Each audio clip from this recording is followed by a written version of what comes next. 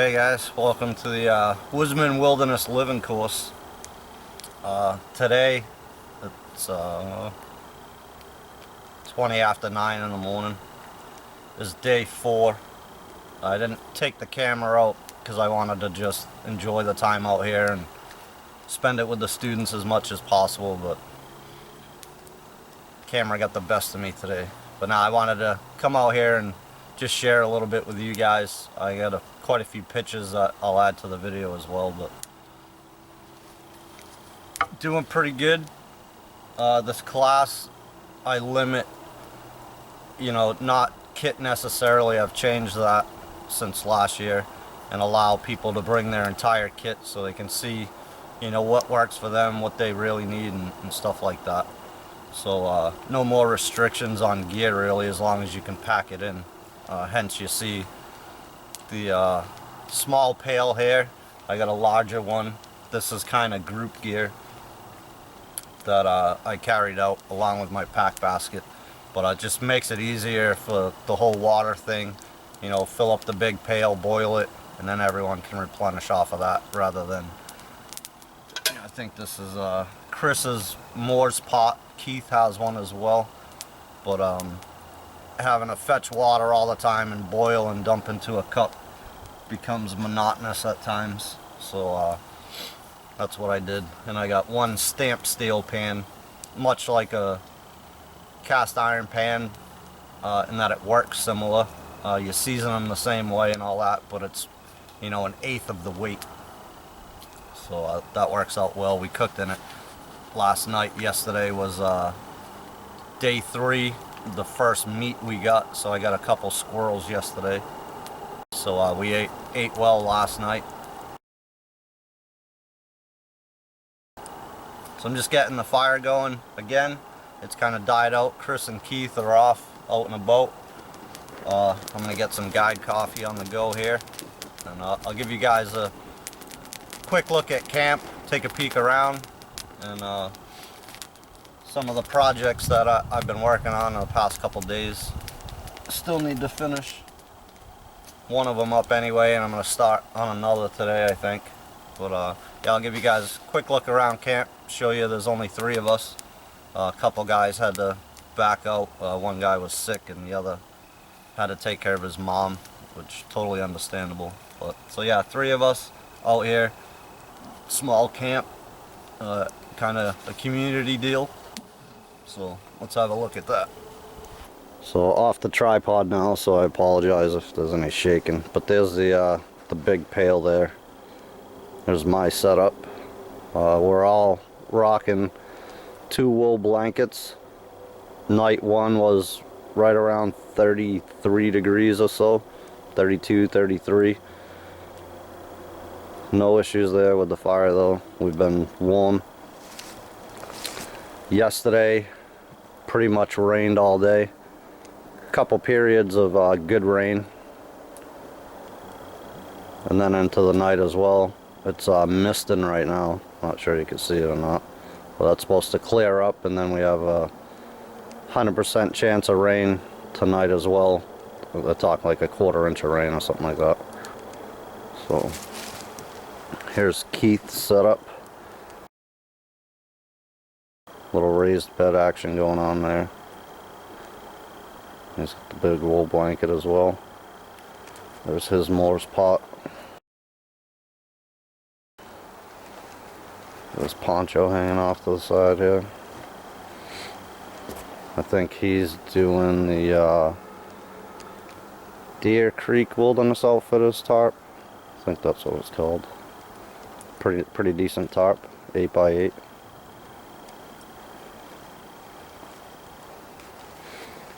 Chris, make it by the smoke here. He's got his walking staff here, pitching up the front of his canvas tarp, and all he did, he went with the I think it's a 9x12 painter's drop cloth that he's treated to waterproof it. I forget what he said he used. I think it was linseed and mineral spirits or something like that. Those wool blankets on the back. This little haversack and cooks are there. Roycroft pack frame, some moccasins, another little cup, and one of the squirrels from yesterday that he was working on, so he flushed it out, stretched it now.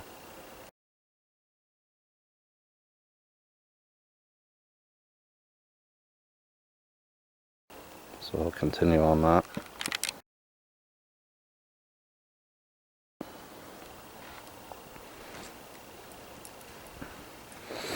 There's the stamped steel pan, a little dipping cup to get the coffee out. There's my stuff. I just have some flour, a little bit of baking powder, coffee obviously, and some sugar, and some cooking oil. Some sorted projects I've posted in the past. There's a new one over there I'll show you in a minute. Wool blanket on the ground, another wool blanket there, and just a couple shirts and whatnot. Pack basket. We all have an orange hat because it is hunting season, so I'm gonna go walking around and get shot. Pack basket in the back there. So another project I've been working on, another Kuxa. Trying to get a little fancy with this one. No issues yet with it. I had to start a new one, if you guys have seen my last video with that challenge there for the knife. I started a Kuxa and ended up splitting it. It wasn't the wood that dried out and split, it was operator headspace and timing on my part. Got a little ambitious with the axe, and where the handle is, I was trying to split it down more, and I split it almost right in half. So shame on me, but this one's coming out pretty good. Let me get you a different angle here and we'll talk about the handle a little bit. But not too bad.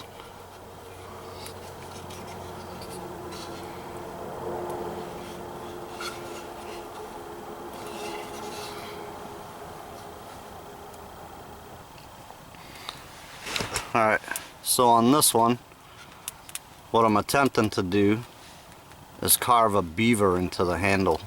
So I'm not sure you can make out the head there. Little nose in the front. This would be his backside, and then the tail, which I've colored in with charcoal. So again, this is the backside of the beaver. Again, the head right here, neck, back to the tail. So I want to put a little detail into this area. I'll carve some of this out and leave some of this with a hole in here for my finger, so I'll end up using the tail and a hole in there somewhere to hold it. But a lot of work to go, couple days worth of work here. Not killing myself or anything, you know, I'm off doing other things. Probably the biggest pain, at least to me out here, is the constant gathering of firewood. You know, it's a daily routine to collect it up for the night so you don't run out, and so you have enough in the morning to get a brew on or whatever. But yeah, so that's my plan for my Kuxa.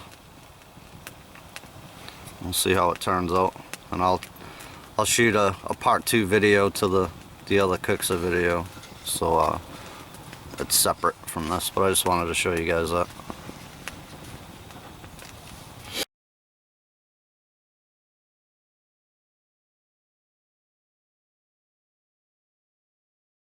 Another spoon that I made, carved a design into that, filled it in with some charcoal.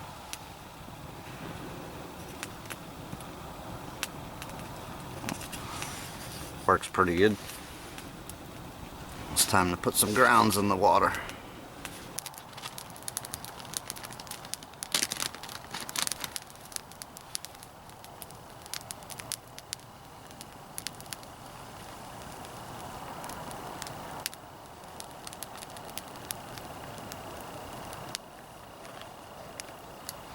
I'm not sure I mentioned it already, but add some spruce boughs when you're trying to re-stoke your fire up, if you have them available. Creates a little bit of smoke. It's not too bad. You're not trying to do a signal fire here, so you don't put a whole bunch. But if you throw some in there, they burn really, really, really hot, especially the green stuff.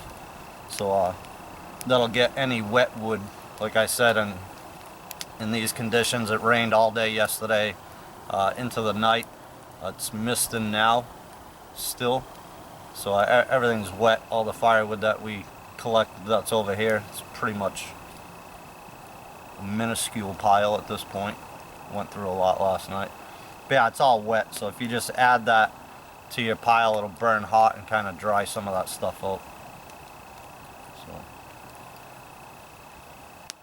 coffee on the go.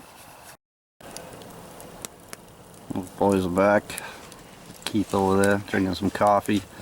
He's got some bannock on there. Chris is doing some home improvements over there. Yep.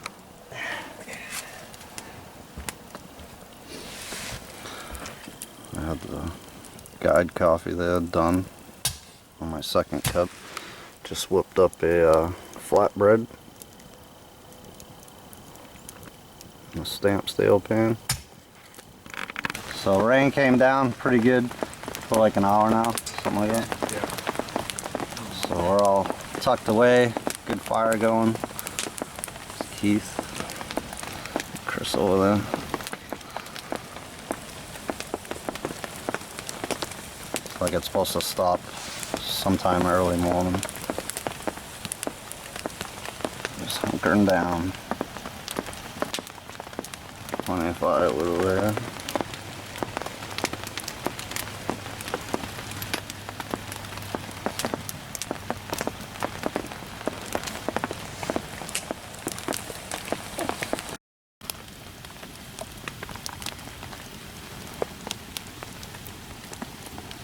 Still night 4 here. Still raining. Just had to get up and stoke the fire back up.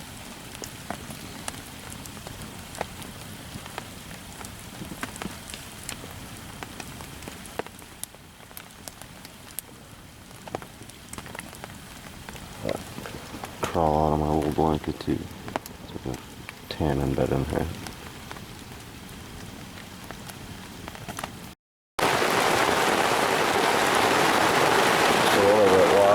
Later,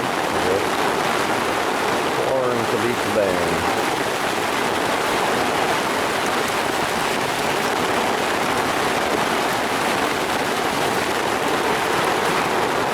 Camera on focus.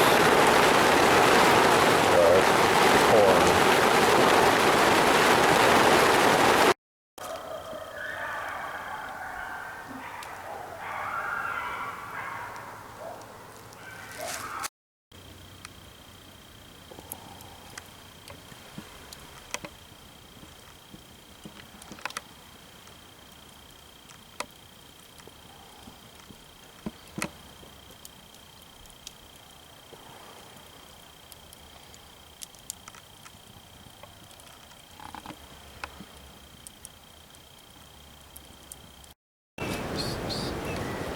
Night 5, got some company. Old Sean, the instructor, decided to show up and join us. But he came bearing gifts, so all is well. Got Keith over there working on. Have you figured out what you're gonna call that thing yet? Is it a bowl? I have no idea. I don't have a name for it yet. A dipper? Chris over there making some bannock. Yep.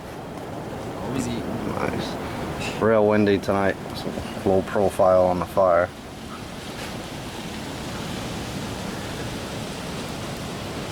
Got my pine burl I got today. Finally got it off the tree.